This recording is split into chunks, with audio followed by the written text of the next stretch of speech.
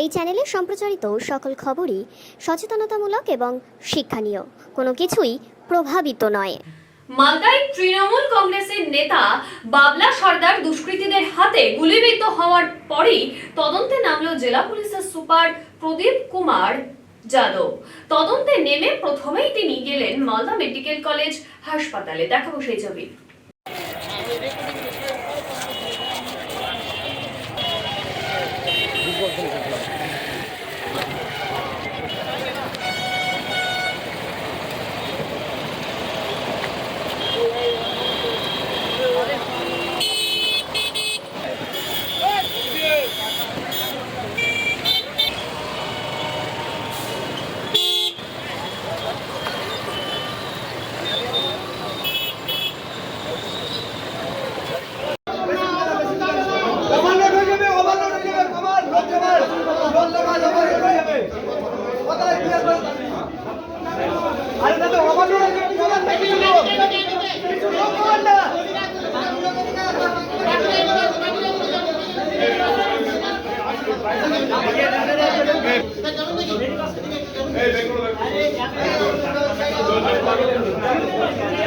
পাগল